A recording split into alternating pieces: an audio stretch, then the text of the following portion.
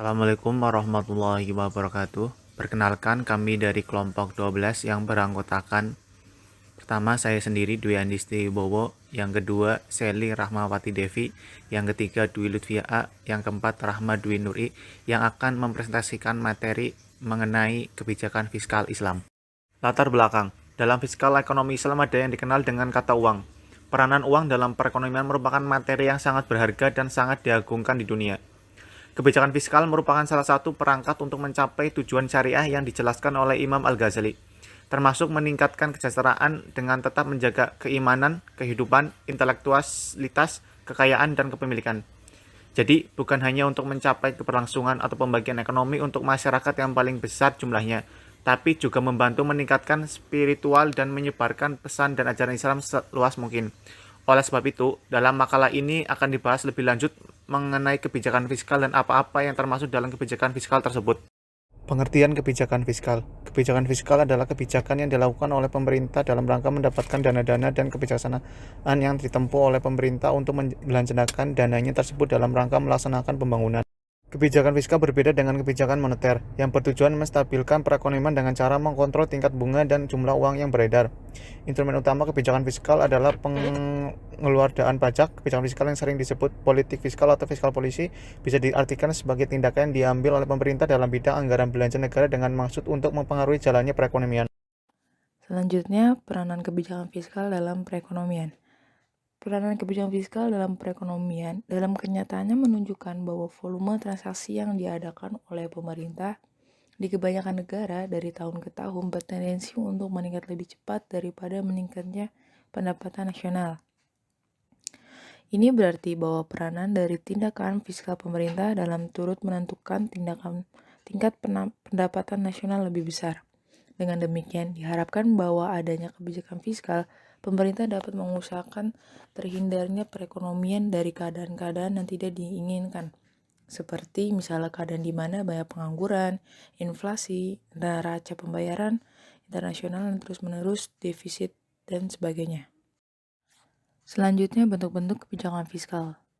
Penstabil otomatik atau bentuk-bentuk sistem fiskal yang sedang berlaku yang secara otomatis cenderung untuk menimbulkan kestabilan dalam kegiatan ekonomi, dan kebijakan fiskal diskresioner atau langkah-langkah dalam bidang pengeluaran pemerintah dan perpajakan yang secara khusus membuat perubahan ke atas sistem yang ada yang bertujuan untuk mengatasi masalah-masalah ekonomi yang dihadapi. Kemudian ada dampak kebijakan fiskal terhadap keseimbangan pasar barang jasa. Kebijakan fiskal dapat menggerakkan perekonomian karena peningkatan pengeluaran pemerintah atau pemotongan pajak mempunyai efek multiplier dengan cara menstimulasi tambahan permintaan untuk barang konsumsi rumah tangga. Begitu pula halnya apabila pemerintah melakukan pemotongan pajak sebagai stimulus perekonomian, pemotongan pajak akan meningkatkan disposable income dan akhirnya mempengaruhi permintaan. Kemudian ada tujuan kebijakan fiskal. Untuk mempengaruhi jalannya perekonomian, hal ini dilakukan dengan jalannya memperkecil pengeluaran konsumsi pemerintah, jumlah transfer pemerintah, dan jumlah pajak yang diterima pemerintah sehingga dapat mempengaruhi tingkat pendapatan nasional dan tingkat kesempatan kerja. Tujuan kebijakan fiskal adalah untuk mencegah pengangguran dan menstabilkan harga. Implementasinya untuk menggerakkan pos penerimaan dan pengeluaran dalam anggaran pendapatan dan belanja negara. Pengaruh kebijakan fiskal terhadap perekonomian. Yang pertama, bagaimana suatu kebijaksanaan fiskal diterjemahkan menjadi suatu APBN. Yang kedua, bagaimana APBN tersebut mempengaruhi perekonomian. Kebijakan fiskal dalam Islam. Kebijakan fiskal dalam Islam bertujuan untuk menciptakan masyarakat yang didasarkan pada keseimbangan distribusi kekayaan dengan menempatkan nilai-nilai material dan spiritual secara seimbang. Kebijakan fiskal lebih banyak perannya dalam ekonomi Islam dibanding dengan ekonomi konvensional. Hal ini disebabkan antara lain sebagai berikut. Yang pertama, peranan moneter relatif lebih terbatas dalam ekonomi Islam dibanding dengan ekonomi konvensional yang tidak bebas bunga. Yang kedua, dalam ekonomi Islam, pemerintah harus memungut zakat dari setiap muslim yang memiliki kekayaan melebihi jumlah tertentu atau nisab dan digunakan untuk tujuan-tujuan sebagaimana tercantum dalam Quran Surat Al-Taubah ayat 60.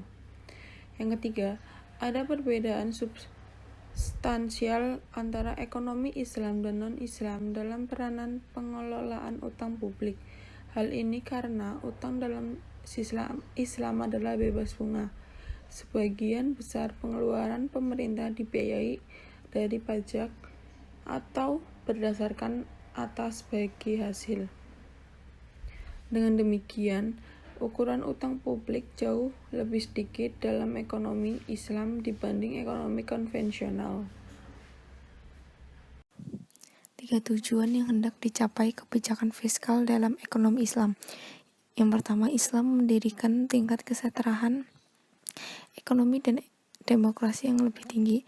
Kedua, Islam melarang pembayaran bunga dalam berbagai bentuk pinjaman.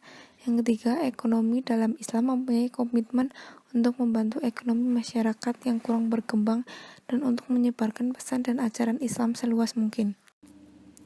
Kebijakan fiskal dibagi dalam 3 hal. Yang pertama, kebijakan pemasukan dari kaum muslimin, yaitu zakat, usyur, wakaf, nawaib, kumus, kafarat. Yang kedua, kebijakan pemasukan dari kaum non-muslim, yaitu jizyah, kharaj, usyur. Yang ketiga, kebijakan pengeluaran. Terima kasih dan wassalamualaikum warahmatullahi wabarakatuh.